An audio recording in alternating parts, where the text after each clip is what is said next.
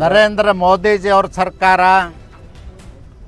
ಬಡವರಿಗೆ ಗುಣಮಟ್ಟದ ಔಷಧ ಸಿಗಬೇಕು, ಕಡಿಮೆ ಬೆಲೆಗೆ ಸಿಗಬೇಕು ಅನ್ನೋ ಸದುದ್ದೇಶದಿಂದ ಇಡೀ ದೇಶದಲ್ಲಿ ಎಲ್ಲ ಸರ್ಕಾರಿ ಆಸ್ಪತ್ರೆಗಳ ಆವರಣದಲ್ಲಿ ಮತ್ತು ನಗರಗಳಲ್ಲಿ ಪಂಚಾಯತಿ ಹೆಡ್ ಕ್ವಾರ್ಟರ್ಗಳಲ್ಲಿ ಜನೌಷಧಿ ಕೇಂದ್ರಗಳನ್ನು ಪ್ರಾರಂಭ ಮಾಡಿ ಅತ್ಯಂತ ಕಡಿಮೆ ಬೆಲೆಗೆ 30%ಗೆ ಮಾರ್ಕೆಟ್ನಲ್ಲಿ ರೇಟ್ ಏನು ಮೊದಲಿತ್ತು ಅದಕ್ಕಿಂತಲೂ ಅತ್ಯಂತ ಕಡಿಮೆ 30% ರೇಟಿಗೆ ಜನೌಷಧಿ ಸಿಗೋ ಹಾಗೆ ನರೇಂದ್ರ ಮೋದಿಜಿಯವ್ರ ಸರ್ಕಾರ ವ್ಯವಸ್ಥೆಯನ್ನು ಮಾಡಿತ್ತು. ಭಾಳ ಅತ್ಯುತ್ತಮವಾಗಿತ್ತು, ಜನಪ್ರಿಯ ಆಗಿದ್ದು ಜನೌಷಧಿ ಕೇಂದ್ರಗಳು. ಇವತ್ತು ಸಿದ್ದರಾಮಯ್ಯನವರು ಸರ್ಕಾರ ರಾಜ್ಯದಲ್ಲಿ ಜನೌಷಧಿ ಕೇಂದ್ರಗಳನ್ನು ಬಂದ್ ಮಾಡಿ ಜನರಿಗೆ ತೊಂದರೆ ಮಾಡಿದೆ, ಜನರಿಗೆ ಅನ್ಯಾಯ ಮಾಡಿದೆ.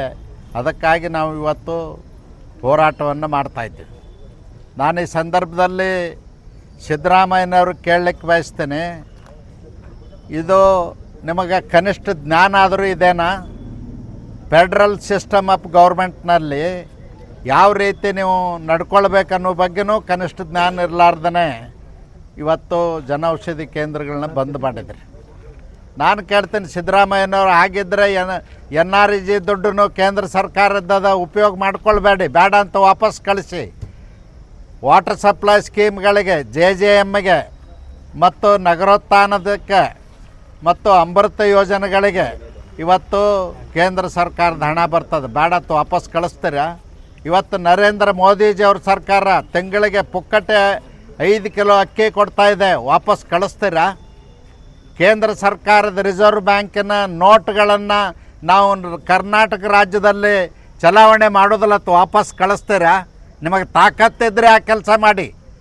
ಇಂಥ ನೀಚ ಕೆಲಸಗಳನ್ನು ಮಾಡೋದು ಕೈಬಿಟ್ಟು ಕೂಡಲೇ ಜನೌಷಧಿ ಕೇಂದ್ರಗಳನ್ನು ಮತ್ತೆ ಪುನರ್ ಸ್ಥಾಪನೆ ಮಾಡಲಿಕ್ಕೆ, ಪ್ರಾರಂಭ ಮಾಡಲಿಕ್ಕೆ ನೀವು ಅನುಮತಿಯನ್ನು ಕೊಡಬೇಕು ಅಂತ ಒತ್ತಾಯ ಮಾಡ್ತಾರೆ. ಸರ್, ಜಲ್ ಜೀವನ್ ಮಿಷನ್ ಮನೆ ಮನೆ ಗಂಗೆ ಹೆಸರಲ್ಲಿ ಎಲ್ಲ ಕಡೆ ನಲ್ಲಿ ಹಾಕಿದ್ದಾರೆ ಸರ್.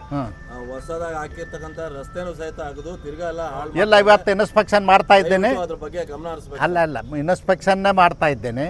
3 ಗಂಟೆಗೆ ಸಭೆ ಅದ, ದಯವಿಟ್ಟು ಎಲ್ಲರೂ ಬನ್ನಿ. ಕೋವಿಡ್ಗಳು ಹೆಚ್ಚಾಗ್ತಿದೆ, ಕೋವಿಡ್ ಲಾಕ್ಡೌನ್ ಆಗೋ ಸಾಧ್ಯತೆ. ಕೋವಿಡ್ ಈಗ ಪ್ರಾರಂಭ ಆಗಿದೆ ಅಂಥೇಳಿ ಮಾಧ್ಯಮಗಳಲ್ಲಿ ದಿನ ನೋಡ್ತಾ ಇದ್ದೀವಿ. ದಿನನಿತ್ಯ ಕೋವಿಡ್ ರೋಗಿಗಳ ಸಂಖ್ಯೆ ಹೆಚ್ಚಾಗ್ತಾ ಇದೆ. ಅದಕ್ಕಾಗಿ ನಾನು ಸರ್ಕಾರಕ್ಕೆ ಎಚ್ಚರಿಕೆಯನ್ನು ಕೊಡಲಿಕ್ಕೆ ಬಯಸ್ತೇನೆ. ಕೂಡಲೇ ಕೋವಿಡ್ ರೋಗಿಗಳಿಗಾಗಿ ಪ್ರತ್ಯೇಕ ವಾರ್ಡ್ಗಳನ್ನು ಮಾಡಿ, ಔಷಧೋಪಚಾರದ ವ್ಯವಸ್ಥೆಯನ್ನು ಮಾಡಿ, ಡಾಕ್ಟರ್ಸನ್ನು ನೇಮಿಸಿ, ಸಿಬ್ಬಂದಿ ನೇಮಿಸಿ ಮತ್ತು ಪ್ಯಾರಾಮೆಡಿಕಲ್ ವರ್ಕರ್ಸ್ಗಳನ್ನ ನೇಮಕ ಮಾಡಿ. ಇವತ್ತು ಅನೇಕ ಆಸ್ಪತ್ರೆಗಳಲ್ಲಿ ವೈದ್ಯರಿಲ್ಲ, ಪ್ಯಾರಾಮೆಡಿಕಲ್ ವರ್ಕರ್ಸ್ ಇಲ್ಲ. ಆಸ್ಪತ್ರೆಗಳು ಕೇವಲ ನಾಮಕೆ ವಾಸ್ತೆ ಆಸ್ಪತ್ರೆಗಳಾಗಿದ್ದಾವೆ ಕರ್ನಾಟಕದಲ್ಲಿ.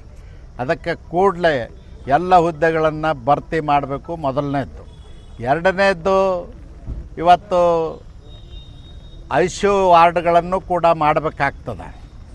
ಮತ್ತು ಟೆಸ್ಟ್ಗಳನ್ನು ಇವತ್ತು ಕೋವಿಡ್ ಟೆಸ್ಟಿಗೆ ಪ್ರತಿ ಊರಿನಲ್ಲಿಯೂ, ಪ್ರತಿ ತಾಲೂಕಾ ಹೆಡ್ ಕ್ವಾರ್ಟರ್ನಲ್ಲಿಯೂ ಕೋವಿಡ್ ಟೆಸ್ಟ್ಗಳನ್ನು ಹೆಚ್ಚಿನ ಪ್ರಮಾಣದಲ್ಲಿ ಮಾಡಬೇಕು. ಅದು ಅಲ್ಲದೇ ಆಕ್ಸಿಜನ್ದು ಭಾಳ ಕೊರತೆ ಆಗ್ತಿರ್ತದೆ.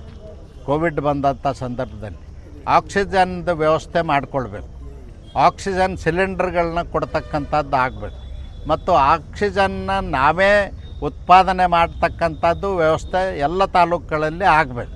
ಆಕ್ಸಿಜನ್ ಕೊರತೆಯಿಂದನೇ ಅನೇಕ ಬಾರಿ ಸಾವು ನೋವುಗಳು ಆಗ್ತಾಯಿರ್ತಾವೆ. ಅದಕ್ಕಾಗಿ ಔಷಧೋಪಚಾರ ಮಾಡೋದು, ಆಕ್ಸಿಜನ್ನದ ವ್ಯವಸ್ಥೆ ಮತ್ತು ಟೆಸ್ಟ್ ಮಾಡ್ತಕ್ಕಂಥದ್ದು ಹೆಚ್ಚಿನ ಪ್ರಮಾಣದಲ್ಲಿ ಮಾಡಿ ಜಾಗೃತಿಯಿಂದ ಸರ್ಕಾರ ನಡ್ಕೊಳ್ಬೇಕು ಅಂತೇಳಿ ನಾನು ಒತ್ತಾಯ ಮಾಡ್ತೀನಿ.